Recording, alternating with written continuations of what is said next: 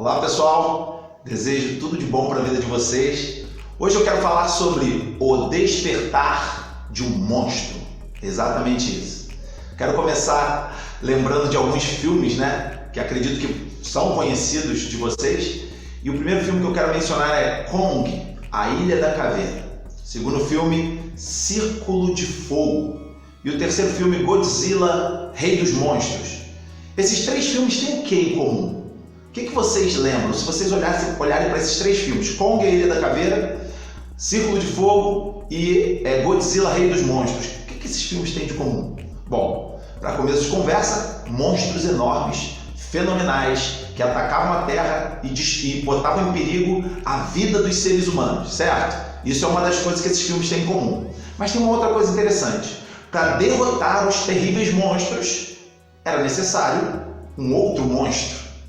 Era necessário algo à altura para que aqueles monstros que estavam colocando em risco os seres humanos pudessem ser detidos. No Kong, A Ilha da Caveira, era o famoso King Kong, que era o defensor dos seres humanos, ainda que alguns seres humanos não compreendessem isso. No caso de Godzilla, Rei dos Monstros, era o Godzilla. E no caso do Círculo de Fogo, os homens tiveram que fazer seus próprios monstros, tiveram que construir robôs tão tremendos que precisavam ser tripulados por mais de uma pessoa para serem conduzidos e controlados. Então, esses três filmes mostram que, de repente, para derrubar ou derrotar determinados monstros, é necessário que haja também um monstrão.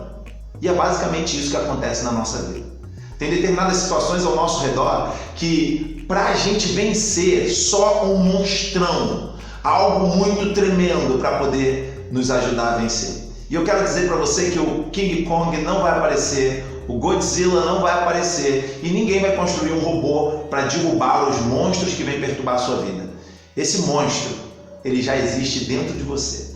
Todos nós temos um monstrão dentro de nós, esperando para ser acordado, para que nós possamos viver uma vida fantástica para a qual fomos criados, de acordo com a essência da nossa criação, de acordo com o propósito da nossa existência. Muitas pessoas estão vivendo uma vida miserável, uma vida, desgraçada, uma vida medíocre, uma vida na média, uma vida na zoninha de conforto, uma vida onde eles não avançam, não vivem coisas espetaculares e fantásticas, porque o monstro está adormecido, mas dentro de você tem um monstro que precisa ser despertado. E eu queria falar para vocês de três histórias reais de pessoas que deixaram um monstro despertar dentro delas e algo de fantástico aconteceu. A primeira que eu quero contar, ela tem um tom cômico, ela chegou a ser engraçada. Quem já passou no Rio de Janeiro ali na esquina da Garcia Dávila com a Visconde de Pirajá, deve ter visto um corneteiro. Eu não sei se eu estou falando a esquina certa, mas é na Visconde de Pirajá, se eu não me engano, com a Garcia Dávila mesmo. Tem um corneteiro que ficou conhecido, o nome dele era Corneteiro Lopes, e ali tem uma estátua dele, de um corneteiro meio com uma forma de caricatura, porque a história acabou sendo um pouco cômica, acabou sendo um pouco engraçada, mas o Corneteiro Lopes ficou conhecido na Batalha dos Pirajás em 1822, quando tropas brasileiras lutavam contra tropas portuguesas e as tropas brasileiras estavam perdendo. E de repente o general olhou e falou assim: deu ruim, vamos sair daqui. Corneteiro Lopes, toca recuar. Era para recuar, era para fugir, era para as tropas recuarem. O Corneteiro Lopes simplesmente tocou avançar cavalaria. Quando ele tocou avançar cavalaria, os brasileiros, o exército brasileiro pensou: cara, tá chegando reforço. E o exército inimigo pensou: meu Deus, eles têm reforço, tem alguma coisa que está chegando que a gente não está sabendo, porque a gente está vencendo, nós estamos destruindo eles, e eles estão tocando avançar cavalaria, na hora que era para eles tocarem recuar. Então alguma coisa aconteceu, o exército brasileiro se encheu de fôlego e partiu para dentro, o exército português ficou meio na defensiva e saiu correndo. Naquela batalha, foi uma batalha que o exército brasileiro venceu, justamente porque acreditaram que podiam vencer. Vocês estão entendendo que não mudou nada na história? Não tinha reforço chegando, não tinha um diferencial que aconteceu, não, um toque de corneta. para mudar todo o contexto da história. Isso é muito louco. Significa dizer que o Corneteiro Lopes fez despertar um monstrão dentro do exército brasileiro para que eles vencessem aquela batalha. Isso foi real. Outra história também real, ela foi relatada no filme Até o Último Homem. Quem não assistiu, assista esse filme, Até o Último Homem. Um soldado franzino, magrinho, fez algo fantástico na Segunda Guerra Mundial.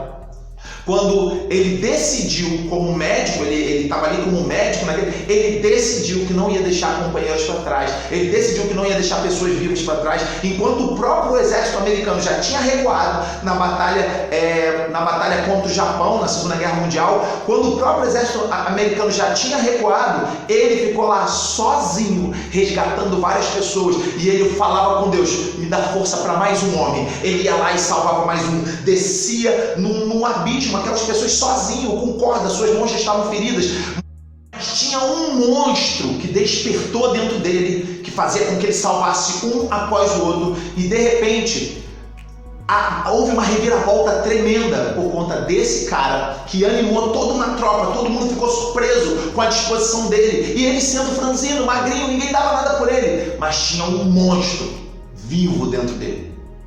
E o último caso que eu quero contar está nas histórias da nação de Israel, está num dos escritos da Bíblia, sobre um cara chamado Eleazar.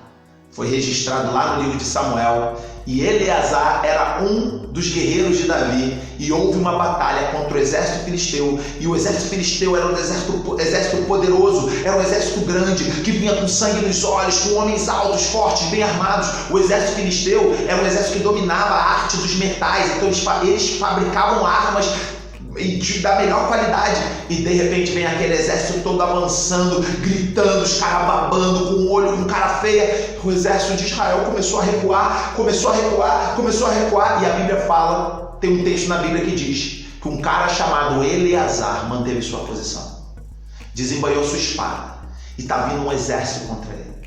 Eleazar manteve a sua posição, e quando houve o combate, era cruel, era desequilibrado o combate, era uma covardia, mas Eleazar manteve a sua posição enquanto quase todo mundo do exército de Israel tinha fugido. E a Bíblia narra essa história lá no livro de Samuel, dizendo que ele começou a matar um por um, e ele começou a lutar, e as suas forças foram se esgotando. Quando ele terminou a batalha, o que tinha era um monte de corpos na frente dele, e ele estava exausto, a ponto da mão ter dado cãibra no cabo da espada, e ele não conseguia sequer largar a espada. A mão dele deu cãibra e ele não tinha mais forças, mas a batalha foi vencida. E no final, a galera que fugiu voltou só para catar as riquezas do exército inimigo, catar os despojos do exército inimigo. Mas Eleazar tinha um monstrão que despertou dentro dele. Então eu queria dizer para você, aí dentro de você tem um monstro que pode estar adormecido. Você precisa despertar esse monstro para que você viva coisas fantásticas. Rodrigo, como que eu desperto esse monstro? Existem duas maneiras básicas. Eu sei que isso é muito simplista, né? Eu estou sendo simples, mas eu quero dizer, existem duas maneiras básicas. Uma, você pode escolher despertar, na outra você vai ter que despertar. A primeira é a decisão. A decisão tem um poder fantástico que nós não conhecemos ainda e que nós não entendemos por completo, mas você pode decidir se despertar. Você pode decidir que não quer a vida medíocre, você pode decidir que vai acordar cedo, vai fazer, vai acontecer, vai estudar, vai aprender uma coisa nova, vai aprender como fazer a sua vida mudar de várias maneiras. Você tem como decidir. Esse é o primeiro ponto. Segunda forma é a dor. A dor faz os monstros despertarem. Dizem, né, eu nunca vi essa cena, mas dizem que um pequeno rato, quando acuado num cantinho qualquer, ele vira um monstro e ele ataca os predadores, por maiores que sejam. Mas assim somos nós, às vezes acuados, às vezes a dor, às vezes a angústia, às vezes a humilhação, às vezes as várias situações da vida fazem com que monstros despertem dentro de nós. E esses monstros precisam ser despertados para que nós possamos viver coisas fantásticas. Não espere a dor, não espere. Dizem que a dor é a melhor professora. Não, eu costumo dizer que a dor é a professora mais cruel, porque a dor ensina, mas ensina do pior jeito possível. Eu acho que seria legal se você usasse a decisão. Se você não quiser usar a decisão, em algum momento a dor vai te fazer despertar. Mas desperte esse monstro que existe dentro de você e viva algo fantástico nessa terra.